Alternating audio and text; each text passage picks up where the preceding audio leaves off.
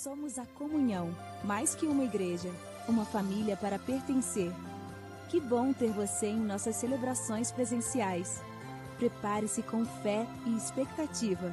O Espírito Santo quer falar de uma forma única e pessoal ao seu coração, através da ministração da palavra revelada. Evite distrações e, se possível, desligue seu celular ou coloque-o no modo silencioso. Vamos receber com alegria a mensagem bíblica de hoje. Amém. Boa noite, família. Todos estão bem, firmes, prontos para receber a poderosa palavra de Deus? E Jesus, é a poderosa palavra de Deus. Eu quero ouvir um amém, um aleluia, um glória a Deus. Nós estamos na quarta profética. Hoje é dia de nós buscarmos liberação do Senhor para recebermos uma palavra especial nesse dia. Então prepare seu coração, porque sim, Deus tem algo poderoso para compartilhar com você. Enquanto não compartilha, deixa Ele compartilhar comigo. Libera aqui meu retorno em nome de Jesus. Não está saindo nada aqui no meu pé do vidro. Senão eu vou tirar do pé do vidro, vou usar só o que está no teto mesmo. Oi, Jesus, alô, cadê você, Jesus? Você está aqui, Jesus? Jesus, nada. Jesus só está com o povo, está faltando ficar comigo. Oi, som, vai usar isso aqui mesmo, é melhor. Relaxa que eu não vou usar isso aqui não. Gente, eu não sei quantos aqui já ouviram falar de um presidente norte-americano, o nome dele é Abraham Lincoln. Ele foi um presidente que marcou a história norte-americana e tem algumas citações que são atribuídas a ele. Eu quero começar já essa palavra compartilhando com você uma máxima do Abraham Lincoln. Foi ele quem disse: eu tenho sido levado muitas vezes à oração, não porque eu fosse devoto, mas porque eu sentia que não havia outro lugar para onde ir. O fato é que muitas vezes nós precisamos entender que, apesar dos muitos recursos que nós temos hoje em nossas mãos, desde as mídias sociais, através do nosso smartphone, até as plataformas de streaming como Netflix, Amazon Prime, dentre outros, Disney, o fato é que hoje nós somos bombardeados por tanto entretenimento que nós esquecemos que, como cristãos que nós somos, nós precisamos buscar em todo o tempo que nós temos a presença de Deus. E a oração é a melhor forma de nós desfrutarmos dessa presença. O fato é que a oração não pode ser um rito religioso, não pode ser apenas uma reza aonde nós diariamente iremos fazer em uma determinada hora ou para que algo específico aconteça. Não, a oração precisa ser o nosso estilo de vida. O que quer que a gente esteja fazendo, a oração precisa ser parte da nossa ação cotidiana. Desde o acordar e se espreguiçar, a primeira expressão que sai de seus lábios precisa ser uma expressão de oração, de adoração, de gratidão ao nosso bom Deus, e não de reclamação, murmuração. Então você precisa entender que em todas as situações do seu dia, a oração precisa ser uma expressão viva do seu dia a dia. Quantos estão comigo e recebem? Então você não vai mais reclamar, brigar com a Alexa ou com o seu despertador. Você vai começar a louvar e agradecer a Deus, porque talvez algum instrumento te acordou para que você pudesse cumprir com a sua programação do dia, e a sua palavra não será resmungando, reclamando, mas agradecendo, louvando e exaltando a Deus em tudo que acontecer na sua vida. Desde a pessoa linda que está dormindo ao seu lado, nem que seja um anjo, por você não ser casado ainda e não ter esse privilégio. Hoje pela manhã eu tive o privilégio de acordar, abrir os meus olhos e ver remela, ver cabelo desassanhado, ver uma expressão amassada da noite, mas tão bela que sorriu para mim quando eu disse: bom dia, flor do dia. Essa é uma expressão que precisa sair sempre dos nossos lábios, de gratidão, de beleza, de oração. Mesmo que do outro lado venha um ranger de dentes. E aí você vai e ora: abençoa, Senhor, a minha linda e preciosa, delicada esposa, que já desperta sorrindo para a vida. nem que seja uma oração profética. O fato é que o Abraham Lincoln, ele acabou revelando uma grande verdade espiritual, é que a oração, ela não é apenas uma necessidade, é o acesso ao céu em tempos de crise. Há momentos em que nós estamos passando por alguma situação adversa, e a oração acaba sendo o nosso escape, acaba sendo a nossa alavanca, para ver se a gente no céu começa a encontrar uma direção sobre o que fazer diante da situação que está se enfrentando. E hoje eu quero compartilhar com você algo que é muito poderoso, que é uma oração que é feita com fé. Ela se transforma em algo que é profético. Hoje eu quero te ensinar a orar em profecia, a declarar o céu, os milagres do Senhor aqui na terra, através de palavras que são poderosas. E o tema dessa mensagem é quando a oração se torna uma profecia. Quando a oração não é uma repetição de algo, mas é uma declaração de fé, de algo que eu espero, que eu desejo, e que está alicerçada na palavra de Deus, e que vai acontecer na minha vida. A grande pergunta é, o que é que você deseja na sua vida? É o que você tem falado? As suas palavras, elas refletem o desejo do céu de se manifestar na sua vida aqui na terra? Ou o que você tem falado ecoa mais o que o inferno deseja destruir na sua vida do que o céu deseja edificar? Porque eu sei que aqui não tem ninguém assim, não sei nem porque eu estou falando isso, pode ser alguém online, mas tem gente que diz, que inferno de vida, nada na minha vida dá certo. Continue orando assim, porque a palavra é uma oração que você está profetizando sobre sua vida. Continue chamando seu filho de danado, que o próprio dicionário diz que danado é condenado ao inferno. Condene seu filho ao inferno, só porque ele é o quê? Um empreendedor? Uma vez uma mãe disse, bispo, o senhor disse que crianças muito agitadas são empreendedores, pois o meu pequeno empreendedor veio da Tasmania. Ele parece o demônio da Tasmania. Meu filho, você está chamando seu filho de demônio? Não, não, é só aquele personagem mesmo da Disney, o demônio da Tasmania. Mas a gente não pode aceitar isso, não podemos. Agora, sabe o que é o pior? É quando nós que sabemos o poder da nossa palavra como uma ação profética, sabe o que é que alguns dizem? A criança mal acordou, a gente começa a adjetivar com adjetivos que não são o que o céu prepara. A gente diz logo assim, essa criança é muito geniosa. Pelo amor de Deus, acabou de nascer, tu já está dizendo que é geniosa? É braba igual a mãe. Tudo bem, a mãe até pode ser, mas não quer dizer que essa criança tem que ser. Está vendo como ela é braba? Ela não é braba, ela é criança, ela está chorando, como toda criança chora. É faminta igual o pai, come igual um leão, igual o pai. Como toda criança come, gente, pelo amor de Deus. E agora com os diagnósticos, todo mundo é diagnosticado, né? É TDAH, tem algum tipo de espectro. Ah, não, fulano é autista, fulano é autista, fulano é autista. Seja bem-vindo ao mundo autista. E nada contra, porque realmente existem esses espectros. Mas tem pessoas que não são especializadas, que já estão graduando todo mundo. Eu, no mesmo dia que eu fui graduado no espectro autista e no TDAH, aí eu entrei em crise. O fato é que se fossem profissionais, eu até aceitaria o laudo, porque receberia até desconto na hora de comprar passagem aérea. Mas a gente precisa parar de ficar falando aquilo que não é da nossa área. Ah, eu quero hoje trazer um certificado de especialização, pós-degree. Eu quero te dar agora uma pós-graduação celestial. Um certificado que vai te dar autoridade para você agora diagnosticar. Receba, certificado de pós-graduação em ação celestial, de milagre, aonde você estiver.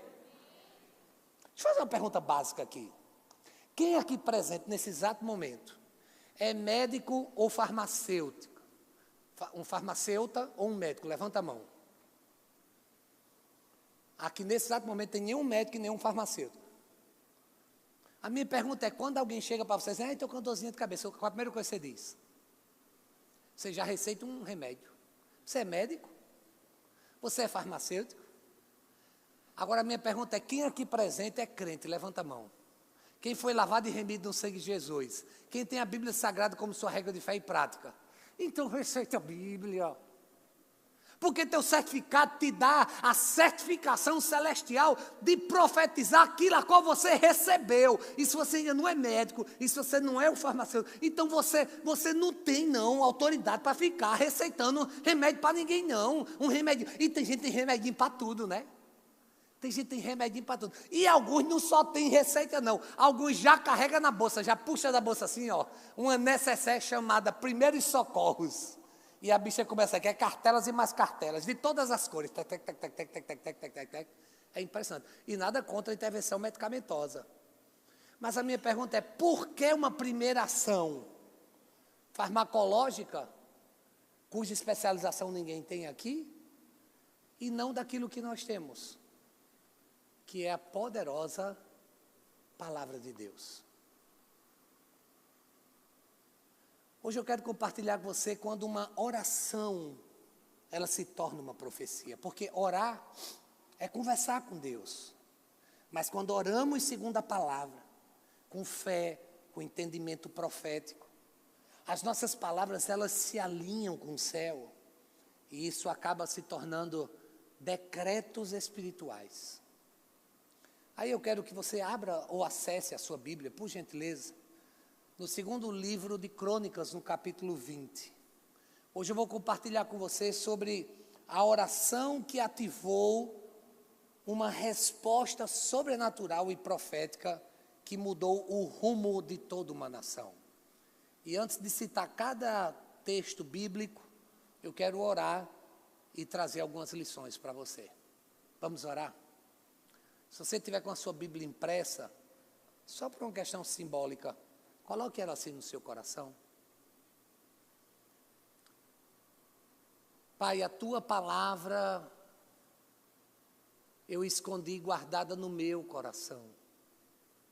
Para eu não pecar contra ti, aqui eu me prostro diante das Escrituras Sagradas. E te peço, Senhor, que a nossa oração diária seja uma profecia. No casamento, na educação dos nossos filhos, no mercado de trabalho, na vida, nas relações interpessoais. Pai, que nesse momento os nossos lábios sejam proféticos e que da nossa boca não saiam palavras de maldição, mas apenas palavras de bênção que vão edificar. Eu te peço agora que o abrir dos meus lábios e o meditar do meu coração sejam palavras agradáveis na tua presença, tu que és a nossa rocha, o nosso Redentor. Amém. Então a primeira lição que a palavra traz para nós é que a oração que reconhece a dependência de Deus é uma oração profética. Uma oração profética é aquela que diz assim: Senhor, sem ti eu nada sou, eu nada posso, mas contigo eu tudo posso, porque é o Senhor que me fortalece. Então eu já quero começar dizendo que não é sobre sua oratória, não é sobre o seu currículo, nem é sobre o seu extrato bancário, não é sobre o seu network, é sobre a sua dependência de Deus. É sobre o quanto você precisa e depende, o quanto você não dá um passo sequer, se o Senhor não estiver com você.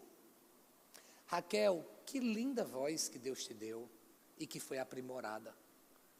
Hoje, vendo-a, louvando aqui, eu fiquei ali no meu lugar contemplando a beleza de Deus através da sua voz. Que depois, unindo com as vozes que aqui estavam, como de Pérola, de Diogo, vocês acabaram entoando um coral, que como que se misturando com os anjos, algo especial. Eu peguei logo o celular para tentar captar o que estava acontecendo aqui, que eu achei tão lindo. Mas o fato não é sobre suas cordas vocais.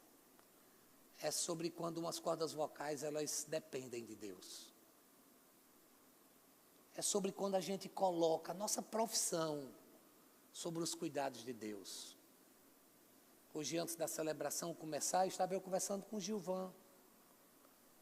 Alguém que entendeu que não seria absolutamente nada apenas sendo empresário, senão consagrando sua própria empresa ao Senhor e fazendo da sua empresa um veículo de bênção para o reino. Nós temos uma igreja que está em crescimento lá em Marcos Moura, Santa Rita. Na verdade, é uma igreja que funciona num terreno que a catedral ganhou de doação alguns anos atrás, de uma outra família generosa. E a gente doou lá, e o pastor Ramalho com a pastora Niane, juntamente com a ministra Dani, começou um trabalho lindo lá com as crianças que nunca tinham ouvido falar de Jesus. E é um trabalho belíssimo. A juventude tem feito visitas lá e tem evangelizado. E a empresa Gilvão é por aquela região. Sabe o que foi que ele fez? Ele decidiu contribuir. E a sua empresa, que faz muitas coisas, dentre elas questões de ferro, costura e etc., ele foi atrás e conseguiu e doou já toda a estrutura de ferro do que será o novo templo da comunhão Marcos Moura. Você pode glorificar a Deus aplaudindo ao Senhor por isso? Gente do céu, eu fui constrangido, eu agradeço, a gente fez vídeo, todo mundo se emocionou. E ele dizendo, não, isso aqui é só uma contribuição. Hoje chegou mais cedo, preocupado, porque já está nos abençoando com várias outras coisas. Vocês vão ver as cadeiras diferentes nos próximos dias. Tem o dedo dele de novo. Eu estou citando, não estou nem olhando para ele, porque ele não gosta que eu fale, não. Eu nem olho, entendeu, para ele, que é para ele não brigar comigo. Mas é porque se exemplos como esse não tocar nosso coração e não nos conscientizar, a gente entender que não é sobre o que eu tenho, é sobre nas mãos de quem eu coloco aquilo que eu tenho. Então você precisa entender que a sua profissão, se não tiver Deus, é apenas um profissional bem-sucedido. Com Deus é um profissional abençoado. Eu quero falar para vocês sobre um homem chamado Josafá. Josafá, ele estava cercado por exércitos inimigos. Ele não tinha recursos humanos. A sua primeira atitude não foi reunir os generais, convocar o povo para uma batalha, não. Foi chamar o povo para orar. E ele revela que a oração precede a intervenção divina. Por favor, acompanhe 2 Crônicas 20. Eu vou ler o verso 3 e depois eu vou para o verso 12. O texto sagrado diz assim: Josafá teve medo. Quando você tem medo, o que é que você faz? Você é daquele que expõe nas redes sociais seus medos? Porque Josafá, ele não expôs não, só foi o que ele fez. Josafá teve medo e decidiu consultar o Senhor. Para de querer consultar aquela amiga de repartição pública. Para de querer consultar os internautas, seus seguidores. Para de querer consultar aqueles amigos sem futuro daquele grupo do WhatsApp, que eu não sei nem o que é que você está fazendo nesse grupo ainda. Comece a consultar o Senhor. Ele disse, não sabemos o que fazer, mas nos nossos olhos se voltam para ti. Veja, ele disse, não é sobre mim, eu sou um rei, eu poderia fazer tantas coisas, mas a minha pergunta é, o que é que eu devo fazer, Senhor? Escuta isso aqui. Para de querer achar que você já sabe tudo. Para de querer fazer receita de bolo. Para de querer agir como você sempre agiu. Porque se você continuar fazendo o que você já fazia, você vai ter os mesmos resultados. Resultados diferentes, precisa de ações diferentes. E que tal você mudar agora, começando, consultando ao Senhor, orando ao Senhor, buscando ao Senhor e clamando ao Senhor, perguntando o que é que eu devo fazer, para onde eu devo ir, que passo eu devo dar, que palavra eu devo liberar, quais ações eu preciso deliberar, o que é que agora eu preciso me posicionar. Consulte ao Senhor e você verá o céu se movendo a seu favor. Agora, em vez de consultar ao Senhor, o que é que muitos têm feito? Se não reclamado, murmurado. Parece que o céu tem um número do SAC, Serviço de Atendimento ao Consumidor. E aí, poxa, Senhor, esqueceste de mim, me abandonaste, é sempre assim. Comigo nada dá certo. Aí começa essa vitimização. Lembre-se, a oração se torna profecia quando eu saio do ambiente de vitimização e eu começo a entender que Deus está me chamando para protagonizar, colocando Ele em primeiro lugar. Josafá disse, eu não sei o que fazer, mas meus olhos estão voltados em Ti. Onde é que estão os seus olhos? Para quem você está olhando? É para o coach, Para quem é que você está olhando? É para o consultor? É sempre na espera de um Messias humano? Ou seus olhos estão no Senhor? Josafá reconhece a sua limitação, clama com humildade, e veja que a oração aqui não é decorativa, é estratégica. É nessa vulnerabilidade que Deus ele começa a agir. Quando nós reconhecemos a nossa total dependência de Deus, escute isso. Consagre o seu casamento e coloque na total dependência de Deus. Seus filhos, consagre ao Senhor e coloque na total dependência de Deus. Esses dias eu estava orando pela nossa primogênita, Débora, que está morando no Reino Unido. E nós estávamos aflitos sobre quais seriam os próximos passos que ela iria dar e qual era a direção que o Senhor iria dar. E ela perguntou para a gente o que é que a gente achava que ela deveria fazer. E a nossa resposta foi: filha, vamos orar ao Senhor e Ele vai dar a direção. O Senhor. Nós precisamos clamar, buscar. Sabe o que nós fizemos? Jejum, oração. E juntos nós nos colocamos diante de Deus, orando, pedindo a Deus por uma direção. Ela sentindo no coração que lá na cidade de Londres estava chegando ao término do seu ciclo. E a pergunta era: qual o próximo vai dar? A mãe se anima logo: ah, minha filha, Deus quer te trazer de volta para o Brasil. Coisa de mãe. Mãe que quer a filha por perto. E a minha pergunta foi: linda, Deus te disse isso ou teu coração carente da filha mais velha está clamando? Ela disse: coração de mãe carente que está clamando. Eu digo: então vamos buscar o Senhor. Quando a gente começou a buscar o Senhor, quando a gente começou a orar, uma proposta de Oxford surgiu para ela. Uma proposta de missão, a coisa mais linda. E a gente simplesmente olhou um para a cara do outro e disse: como assim? Com proposta de visto, de moradia, de crescimento, de uma ação com as províncias mais pobres da igreja anglicana no mundo, e ela poder trabalhar, intervindo e ajudando. E a gente olhou um para a cara do outro e disse: acho que para o Brasil ela não volta nem tão cedo. Mas vamos olhar pelos olhos da fé, de que Deus está realizando a obra dele na vida da nossa filha. E a gente vai ser obrigado a ter que ir em Oxford. Obrigatoriamente, para visitar nossa filha. Eu nunca fui em Oxford, onde C.S. Lewis escreveu o livro As Crônicas de Nárnia. Ela vai trabalhar no escritório vizinho à casa onde o homem escreveu as Crônicas de Nárnia. Eu não vejo a hora de ir lá, esfregar meu braço na parede e dizer: Senhor, me dá unção de C.S. Lewis para eu escrever igual a ele. A mulher vai trabalhar do lado, se Deus quiser, e ela passar nas entrevistas, que é um monte de entrevista, um monte de coisa que ela tem que fazer. Mas o fato é que quando a gente ora ao Senhor, Deus, Ele dá a direção. Você já orou? Você está aflito pelo quê? Ora, que você vai ver Deus intervindo na sua história. Porque, em segundo lugar, a palavra profética, ela é nascida da oração. A oração coletiva abriu espaço para uma manifestação. Quando marido e mulher juntam-se em oração, o céu se move em favor.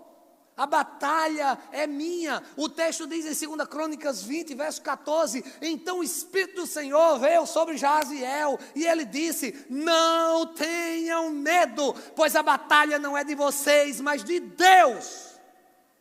Essa batalha é do Senhor. Diga amém, aleluia, tome posse, não fique apático, receba essa palavra. Eu vou repetir: não tenha medo, pois a batalha não é de vocês, ela é de Deus.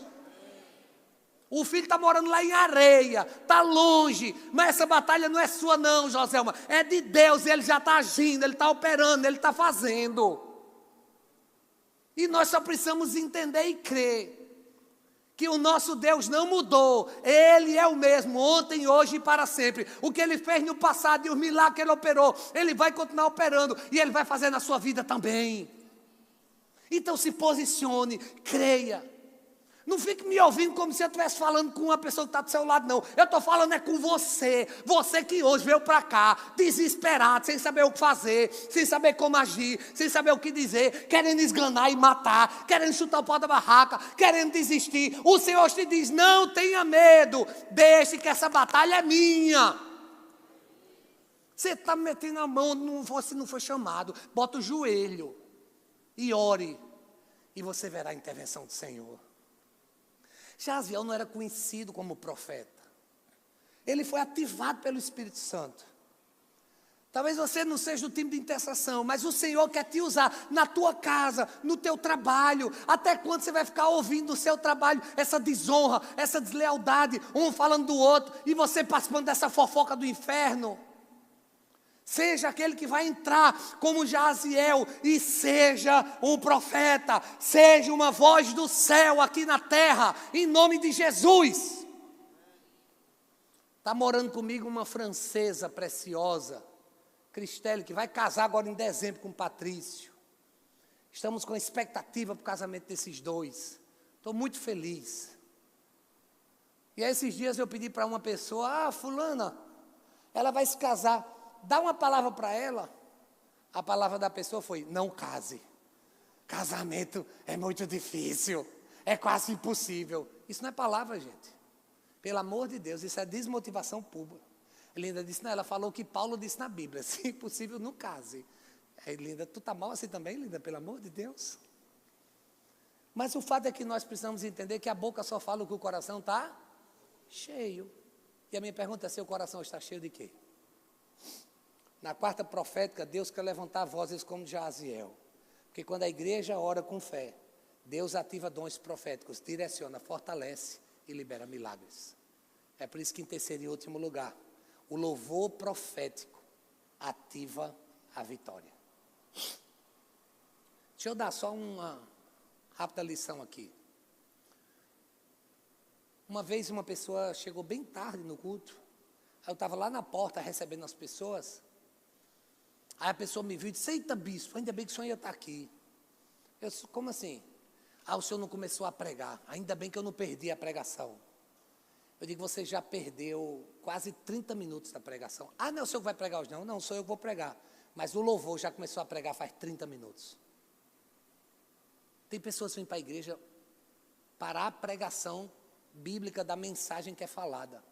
E não entendem que o culto inteiro, o louvor, não é umas besteirinhas para dar o tempo enquanto os atrasados chegam para o pregador poder ministrar.